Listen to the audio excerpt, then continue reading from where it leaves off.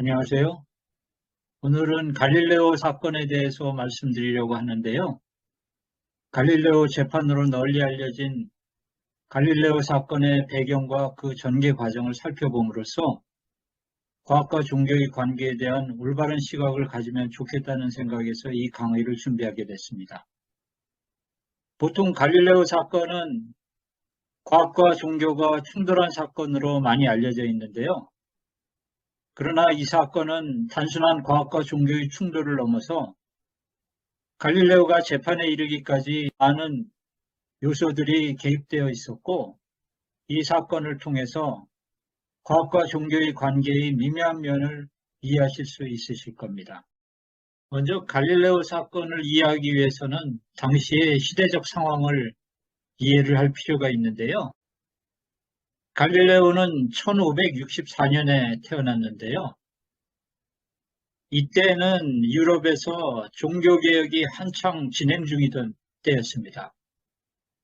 그래서 그 로마 카톨릭의 입장에서는 그 교회의 분열을 막기 위해서 굉장히 그 수세적인 입장에서 이 종교 개혁에 대처하고 있던 시기였었는데요.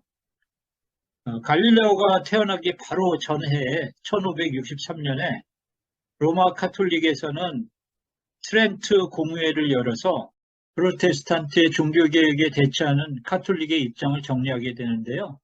그 결과 성경 해석에 있어서 더 경직되고 교회의 권위를 강조하는 그러한 입장을 취하게 됩니다. 또 갈릴레오 사건을 이해하기 위해서는 당시 일어나고 있었던 중요한 과학적 변화에 대해서도 잘 이해를 할 필요가 있는데요. 1543년에 코페르니쿠스가 지동설을 주장하는 그 리볼루셔니 버스라는 유명한 책을 출판을 하게 되는데, 그것이 이제 과학계에서 점점 알려지고 있던 시기였습니다.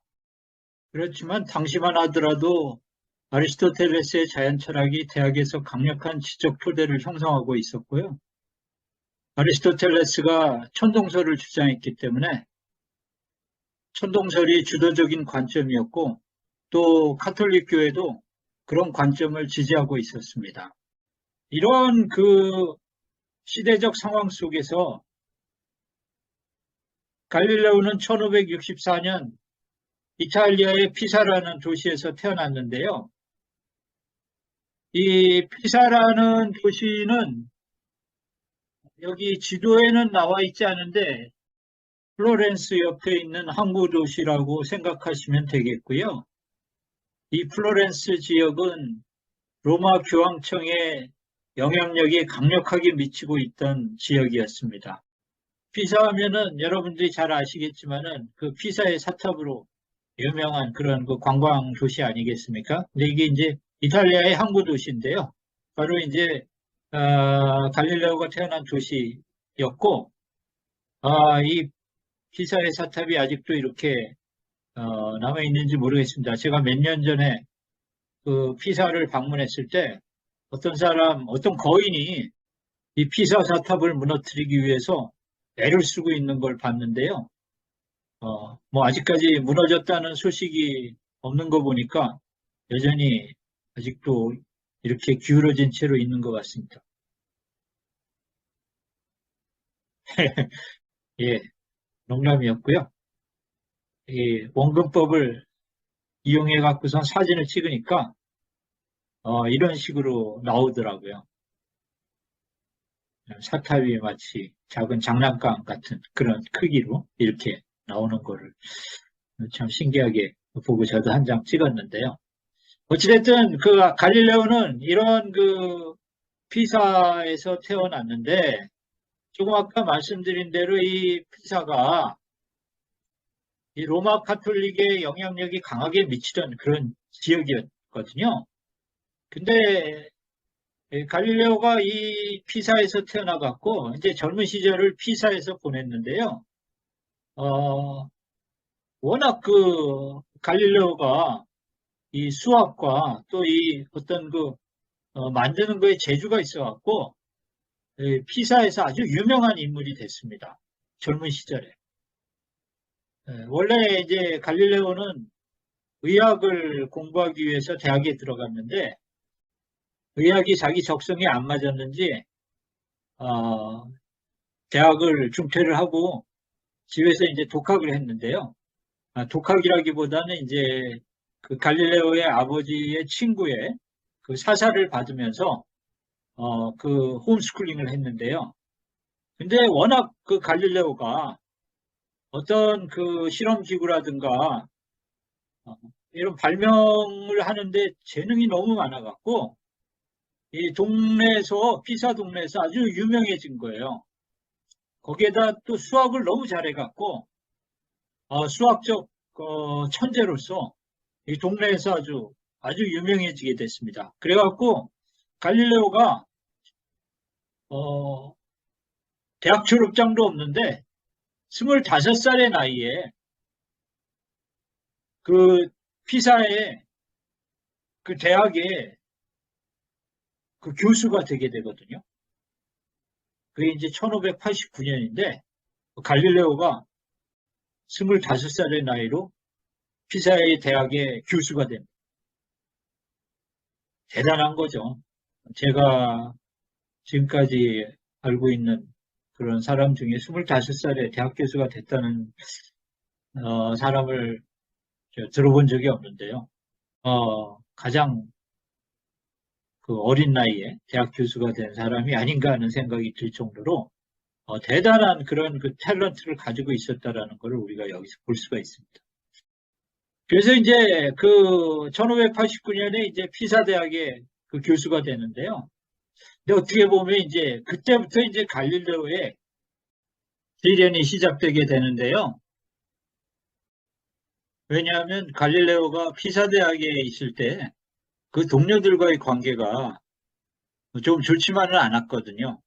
그 당시에 이제 그 대학의 학풍이라는 게 아리스토텔레스가 워낙 그 강력한 영향력을 미치고 있던 시기였어 갖고 많은 그런 그 학자들이 그 아리스토텔레스를 너무 추종하는 그런 그 좀 과학적 태도를 가지고 있었거든요. 근데 갈릴레오는 과학에 있어서 관찰과 실험을 중요하게 생각했고 아무리 아리스토텔레스가 이렇게 얘기했다 그래도 그것을 검증해야 된다라고 갈릴레오는 이제 그런 생각을 가지고 있었기 때문에 이제 이런 그 갈릴레오의 그 생각이 당시에 이제 대학에 있었던 여러 학자들과 이제 마찰을 좀 일으키게 되는데요. 왜냐하면 실제로 갈릴레오가 아리스토텔레스가 주장했던 것들이 오류가 있다라는 것을 밝히게 되거든요. 예를 들면 이런 겁니다. 아리스토텔레스는 무거운 물체가 가벼운 물체보다 빨리 떨어진다라고 주장했거든요. 근데 갈릴레오는 비발한 실험을 통해서 무거운 물체나 가벼운 물체가 똑같이 떨어진다라는 것을 보여준 거예요. 만약에 마찰이 없다면. 그러니까 이 갈릴레오가 아리스토텔레스가 오류가 있다라는 것을 보여준 거거든요. 근데 뭐 그것까지는 뭐 그럴 수 있겠죠. 뭐 아리스토텔레스가 무슨 뭐 항상 옳은 거는 아닐 테니까.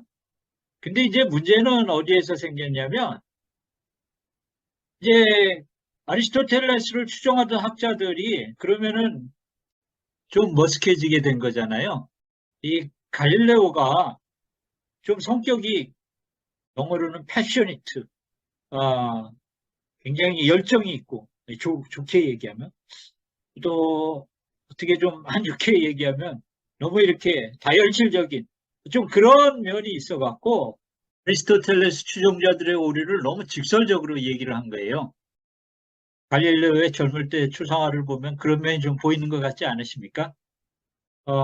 이런 그 갈릴레오의 태도에 대해서 당연히 아리스토텔레스의 추종자들은 이 기분이 나빠졌겠죠. 그리고 갈릴레오를 좋아하지 않았겠죠.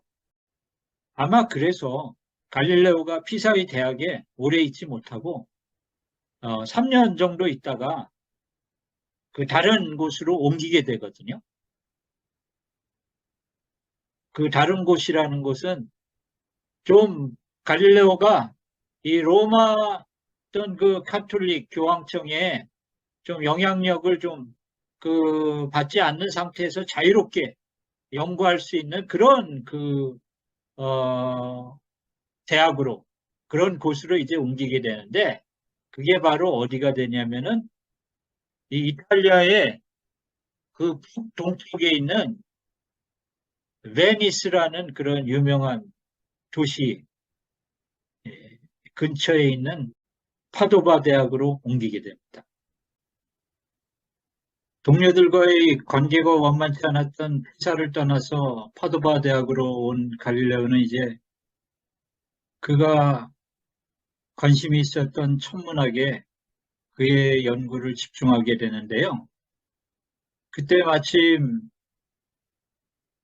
세계 최초로 망원경이 발명되었다는 소식을 접하게 된 갈릴레오는 워낙 만드는 거에 재주가 있었던 갈릴레오였기 때문에 손수 망원경을 제작해서 그 망원경으로 이제 천체를 관측하게 되는데요.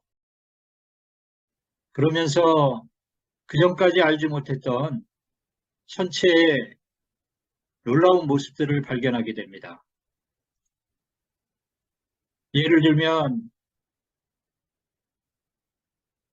금성이 그전까지는 특별한 어떤 그 위상이 변하는 것을 알지 못했었는데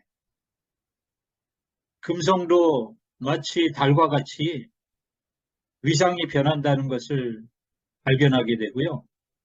또한 달에 대한 자세한 관찰을 통해서 달이 아주 많은 분화구를 가지고 있다는 것도 이제 알게 됩니다. 또 태양의 흑점도 발견하게 되고 목성에 위성이 있다는 것도 이렇게 발견을 하게 되거든요. 그러면서 이제 갈릴레오는 그 코페르니쿠스의 지동설이 맞다는 그런 그 확신을 하게 되는데요. 지난 시간에 말씀드렸지만 그 당시 코페르니쿠스의 새로운 지동설이 나와서 점점 그것이 이제 알려지고 있던 시기였었는데 갈릴레오는 자신의 이런 발견들을 하면서 코페르니쿠스의 지동설이 맞다고 확신을 하게 됩니다. 그런데 사실 이런 발견들이 코페르니쿠스의 지동설을 확인해 준 것은 아니었거든요. 단지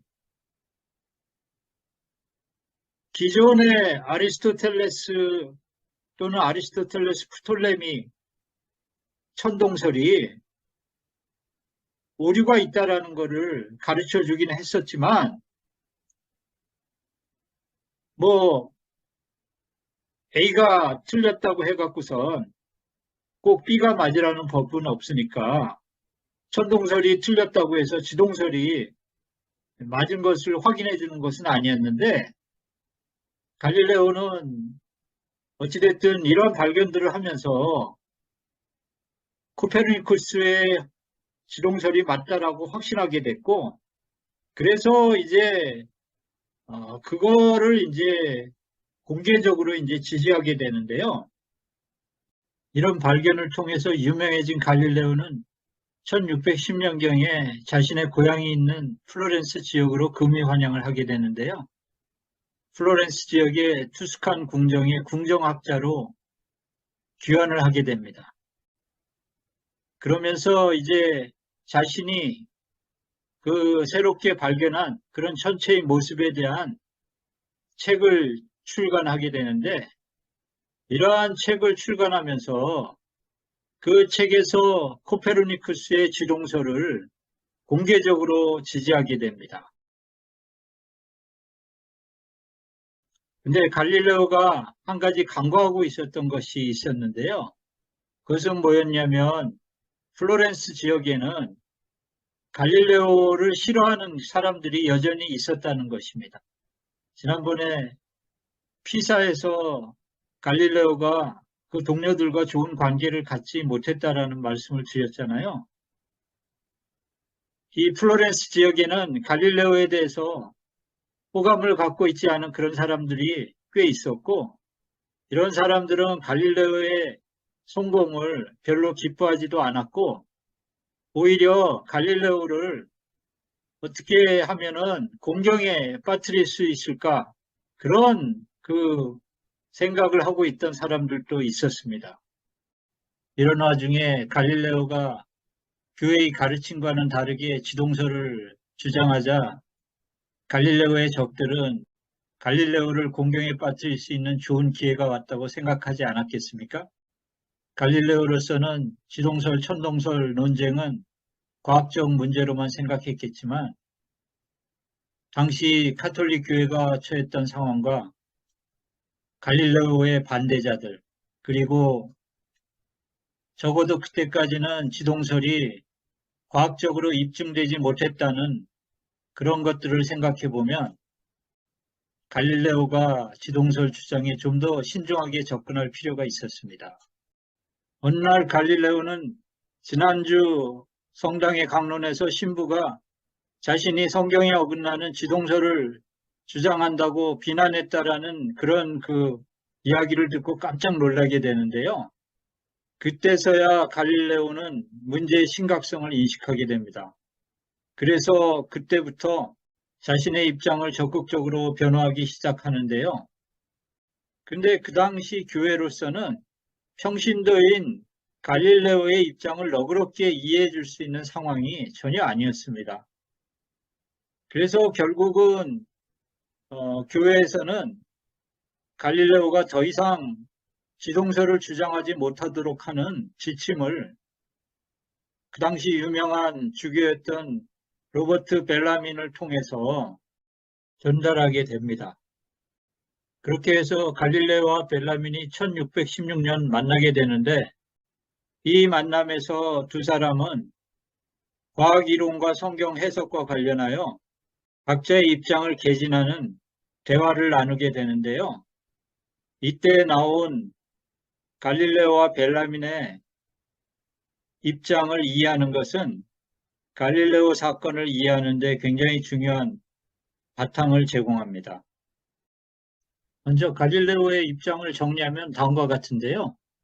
갈릴레오는 성경은 영적 진리를 전하는 책으로 보통 사람들이 쉽게 이해할 수 있게 보통 사람들의 언어로 쓰여졌기 때문에 때때로 비유적 표현을 포함하고 있다고 주장했고, 그러한 한 가지 예가 성경에서 지구는 정지해 있고 태양이 움직이는 것처럼 기술된 것이라고 주장했습니다.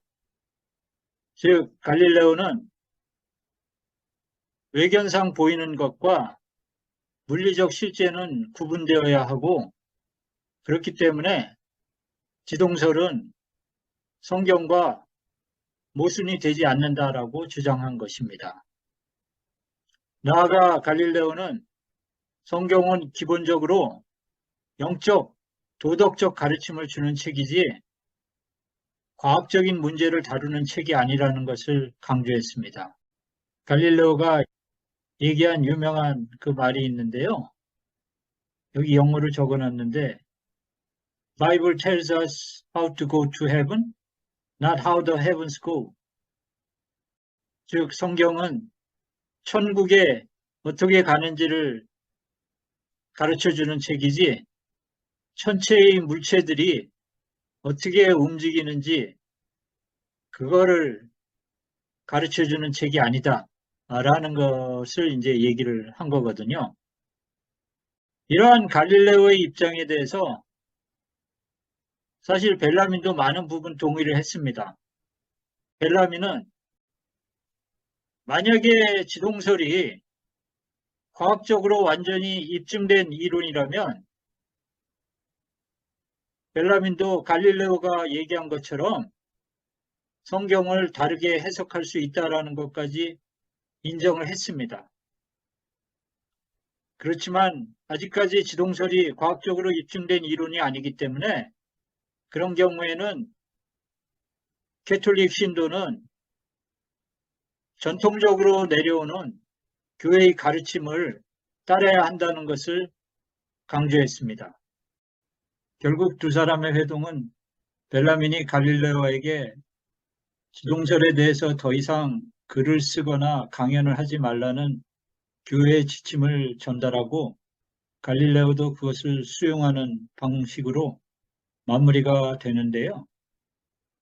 갈릴레오로서는 내심 동의할 수 없었겠지만 그것을 수용할 수밖에 없는 상황이었습니다.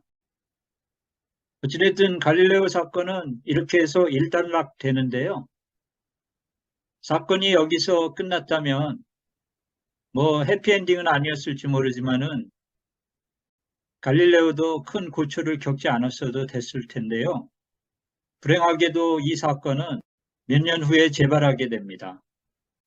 1616년 갈릴레오와 벨라민 회동 이후 갈릴레오는 지동설에 관해서 공개적으로 이야기하거나 또는 글을 쓰는 것에 대해서 굉장히 조심하게 됐는데요. 왜냐하면 만약에 교회의 지시를 어기게 되면 그에 따른 상당한 페널티가 있을 것이라는 경고를 같이 받았기 때문입니다. 그래서 한동안 갈릴레오는 이 부분에 있어서 굉장히 조심스럽게 행동했는데요. 근데 아마 이런 시간들이 갈릴레오로서는 많이 힘든 시간이었을 겁니다.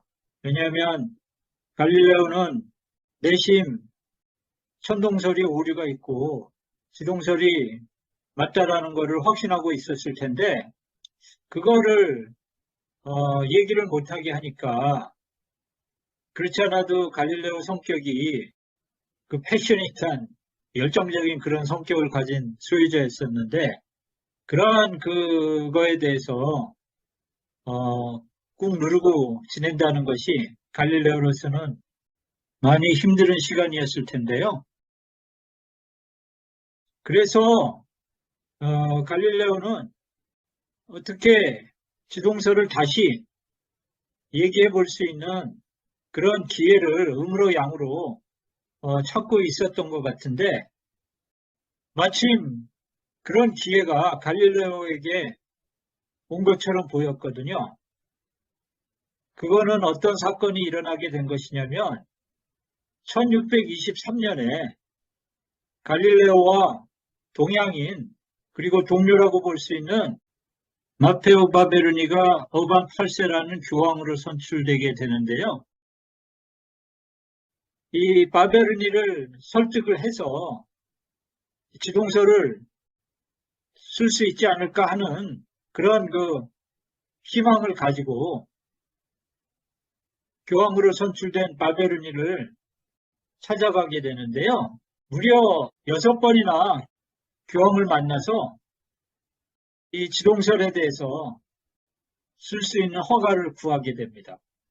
교황으로서는 별로 내키지 않았겠지만 갈릴레오가 워낙 집요하게 설득하니까 6번씩이나 교황을 찾아가서 만났다고 했잖아요. 이제 교황도 결국은 지동설에 대해서 쓸 수 있는 허락을 해주게 되는데요. 근데 단 조건을 달았습니다. 교황이 단 조건은 뭐였냐면 당신이 그렇게 그 지동설에 대해서 얘기를 하니까 그렇다면은 쓸 수 있도록 허락을 해주는데 대신 이거를 어떤 진짜 과학 이론으로서나 또는 어떤 사실적인 그런 그 내용으로 쓰지 말고 가상적인 그런 내용으로 그런 가상적인 수준에서 쓴다면 그 써도 좋겠다라는 이제 그 허락을 해주게 되거든요. 비록 가상적이라는 그런 그 조건이 달긴 했지만 갈릴레오로서는 너무나 이제 기쁘게 그거를 이제 받아들이게 됐을 것이고 그래서 이제 그때부터 이제 갈릴레오는 어떻게 하면은 이 지동설을 그 가상적인 레벨에서 설득력 있게 쓸 수 있을 것인가, 이걸 이제 고민하게 되는데요. 그렇게 해가지고 9년이라는 시간의 장고 끝에 1632년 갈릴레오가 이 지동설에 관한 가상적인 그런 스토리를 담은 책을 내게 되는데, 그게 바로 다이얼로그라는 그런 책입니다. 이게 이제 다이얼로그의 그 표지인데요. 풀 네임은 Dialogue Concerning Two Cheap World Systems라는 그런 제목을 가지고 있는 그런 책을 저술을 하게 됩니다. 이 다이얼로그에서 갈릴레오는 세 명의 가상 인물을 등장시키는데요. 한 사람은 지동설을 주장하는 그런 사람을 등장시키고, 또 한 사람은 천동설을 주장하는 그런 사람을 등장시키고, 또 한 사람은 그 두 사람의 이야기를 듣고 평가하는 그런 심판과 같은 역할을 하는 사람을 등장시킵니다. 그래서 이제 이 지동설과 천동설에 관한 논쟁을 이 가상적 레벨에서 전개시켜 나가는데요. 근데 이게 비록 가상적 레벨에서 쓴 그런 책이었지만, 이 책이 의도하고 있는 것은 너무나 명확하게 보였거든요. 즉, 갈릴레오가 천동설은 오류가 있고 지동설이 맞다라는 것을 이 책에서 강력하게 시사하고 있었던 거거든요. 그래서 이게 교회에 그 주목을 받게 됐습니다. 이 책이 출판된 이후 그 센세이션을 일으켰는데요. 갈릴레오가 수학이나 물리나 천문학에서뿐만 아니라 문학에도 상당한 소질이 있었던 것 같습니다. 그래서 이 책이 출판됐을 때 센세이션을 일으켜갖고 아주 많은 주목을 받게 됐고, 그래서 당연히 그 교회에서도 이 책에 대해서 알게 됐는데, 교회에서 딱 보니까 이 갈릴레오가 이 책에서 지동설을 주장하고 있다라는 것을 금방 파악을 하게 된 거예요. 그래갖고 결국 그 갈릴레오가 교회 신문서로 이제 소환이 되게 되는데요. 왜냐하면 교회에서는 그 당신 지난번에 그 벨라민 주교하고 그 만남을 가졌을 때 분명히 지동설에 대해서 더 이상 쓰지 말라는 그런 경고를 받았을 텐데 어떻게 이런 책을 쓰게 됐느냐? 이제 신문을 하게 된 것이죠. 근데 갈릴레오는 난 교황하고 얘기했고 교황한테서 퍼미션을 받았고, 지난번 벨라민 주교로부터 그 들은 거는 이거를 사실적으로 과학적인 스토리로 과학 이론으로 쓰지 말라는 그런 얘기였지, 이 가상적 레벨에서 쓰는 거에 대해서는 내가 얘기를 들은 바가 없다 라고 이제 이렇게 얘기를 했거든요. 근데 놀라운 거는 교회 서류 보관소에 벨라민과 갈릴레오가 서로 만났을 때 벨라민이 갈릴레오에게 준 그런 메모 쪽지가 있는데, 그 쪽지에는 갈릴레오는 앞으로 어떤 수준에서도 어떤 레벨에서도 지동설에 관해서 쓰거나 강연을 해서는 안 된다라는 그런 강력한 메모가 발견이 된 거예요. 그래서 교회 신문서에서는 분명히 벨라민이 이거를 당신에게 줬을 텐데 이 메모에 의하면 당신은 어떤 레벨에서도 지동설에 대해서 쓰거나 공개 강연을 해서는 안 되는데 당신 이거 어긴 거 아니냐라고 이제 갈릴레오를 신문하게 된 건데요. 근데 갈릴레오는 자기는 그런 걸 받은 적이 없다라고 얘기를 한 겁니다.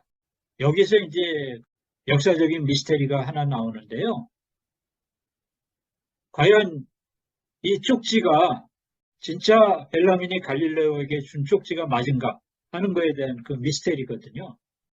왜냐하면 갈릴레오는 이런 쪽지를 받은 적이 없다고 얘기를 했고 그 쪽지는 교회 서류 보관함에 남아있기 때문에 이게 미스테리라는 거죠. 어떤 사람들은 이 쪽지가 갈릴레오의 적들이 갈릴레오를 공경에 빠뜨리기 위해서 위조해서 만들어 놓은 그런 쪽지다라는 그런 주장을 하기도 합니다. 그러나 그거는 확인이 될 수가 없는 것이고요. 어찌됐든 갈릴레오는 굉장히 난처한 지경에 처하게 됐습니다. 왜냐하면 갈릴레오가 아무리 부인을 하더라도 교회로서는 자기네 그 서류 보관소에 있는 그 메모를 믿을 수밖에 없는 거거든요.